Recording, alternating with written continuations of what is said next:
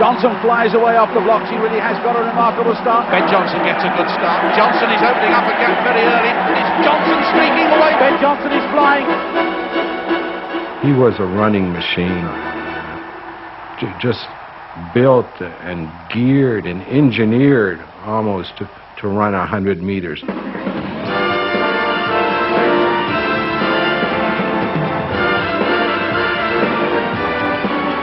Lewis is closing the gap a little bit. Johnson's there though, but Ben Johnson has got it. This is why Canadians love Ben Johnson, because you have mousy little Canada being represented by Ben Johnson, who could go out and beat what the superpower had to offer, you know, the United States. We love that.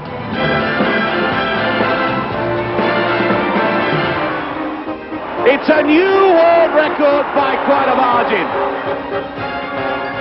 Johnson was now a $10 million a year star. He made them all money. He made them all famous. You ran in that group with Ben. You got to go to the premier meets. You were treated like royalty because they all wanted Ben. Ben Johnson. Ben Johnson. Ben Johnson. He phones me up about a commercial for a supermarket. And, what are they paying you? And he goes, you know, I think it's a bad deal. Well, how much is it? $60,000. What do you have to do? Cut a ribbon. Well, anything else? No. Well, get down there and take the money before they change their mind. What's the matter with you, you know? The crowning of Ben Johnson occurred on a steaming hot summer's evening in Rome at the 1987 World Championships. Away they go. Johnson got a beauty. And Linford Christie went well. McRae going well. But Johnson's away and clear. It's Johnson, Lewis, Christie. And Johnson's also to win. In second place was Lewis. And that is the world record smashed beyond belief.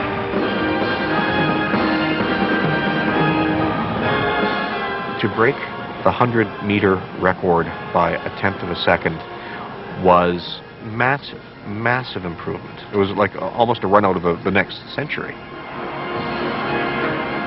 Johnson had rewritten the record books. It was too much for his rival. There are gold medalists in this meet already that are definitely on drugs. And that doesn't say anything good for what's happening. Within the closed world of athletics, there had long been rumors that Johnson used steroids. But the drugs had always cleared Johnson's body by the time he was tested. Any allegations leveled at the world champion were coolly dealt with by his coach. Just what everyone says. To this day. Deny, deny, deny. But the denials irritated Johnson. He was stung by the innuendo that drugs, not talent, made him unbeatable. Sometimes he would miss his injections.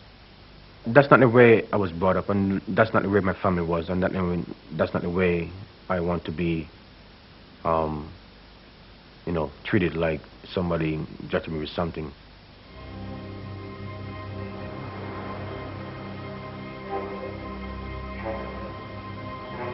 The more Johnson raced, the more money he made. He traveled thousands of miles in search of bigger paydays. The strain was beginning to show. When you confronted him when he was doing a promotion at a supermarket and you were there just to put a positive spin on the story, you weren't there to do a hatchet job, he turned and would look at you with loathing, outright hatred in his eyes. And that wasn't Ben, that was the steroids. I actually feared him. Johnson's punishing schedule was taking its toll. He wanted his coach to spend more time with him, but Francis still had his other athletes to look after. Johnson became increasingly dependent on his doctor. Jamie was in there in one ear going, ooh, you know, but he wanted to take over the whole kit and caboodle, Jamie. The wheels came off the gravy train in early 1988. Johnson tore a hamstring and rowed with Francis over where he should recuperate. Johnson left the team and took off with Astafan. By the time the injury had healed, It was midsummer. Francis and Johnson put their differences to one side in time for the annual meet in Zurich. With the Seoul Olympics only 6 weeks away, it would be a chance for Francis to assess Johnson's form against his arch-rival, Carl Lewis. Johnson was away well, but not as well as usual. Johnson, Imo, and it's Johnson, and Carl Lewis coming through. Carl Lewis wins! Carl Lewis wins! Johnson in second place. I was concerned. Charles was concerned. What's wrong? It was the first time Johnson had lost to Lewis, or anybody else, for 3 years. You must have thought the greatest psychological blow before the Olympics. Well, I think for me, more than it is a blow to him, it's an image, a booster for me. The next time they faced each other would be in the Olympic final. Nobody wanted to talk, nobody wanted to say anything, but we feel that atmosphere was very, very heavy, and everybody, this situation make everybody a little bit nervous. You feel this, that is like before very, very big storm. Johnson returned to Toronto for his last course of steroids. Sufficient time, they believed, for Johnson to rediscover his form. By mid-September, they were in Seoul.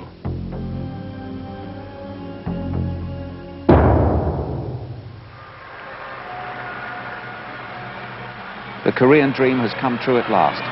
What will we learn in the next 16 days? Hopes are high for a brilliant Games.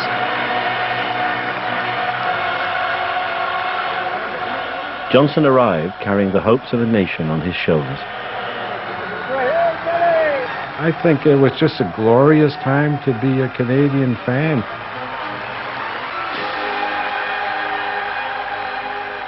Didn't even have to be a sports fan. It just boggles the mind how popular Ben became in Canada.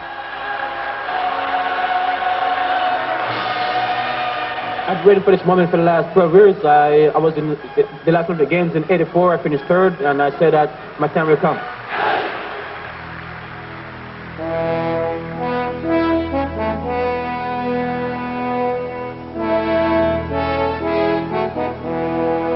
Surrenders out for the final 100 metres. The fastest 3 men of all time. Ben Johnson, the world record holder. Carl Lewis, the reigning Olympic champion. There's never been a sprint quite like this. I can most vividly recall it, the athletes coming out and saying to my friend, great journalist Pete Nichols, you know, who's going to win? And I said, I think it's going to be Lewis. He said to me, no. Johnson will either win or he'll blow up. Such a degree of expectation.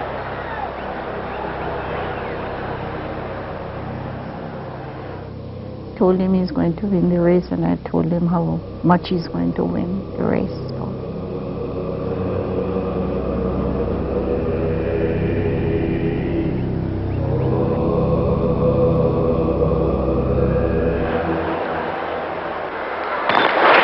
It lets them go first time, and Ben Johnson got a brilliant start. It's Johnson away and clear, and Lewis is not going to catch him.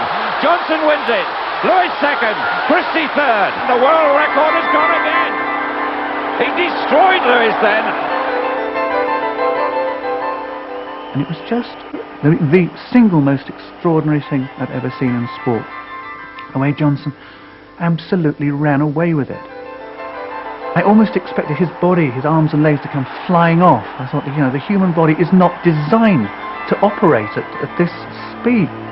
And now all the critics have been answered. And I can remember, you know, turning to my friend Nichols. We were, you know, journalists, finally articulate people. Words are our business. We know what we're doing when it comes to words. And we said the words that were close to our heart. He turned to me and said, "Fuck me," and I said, "Fuck me."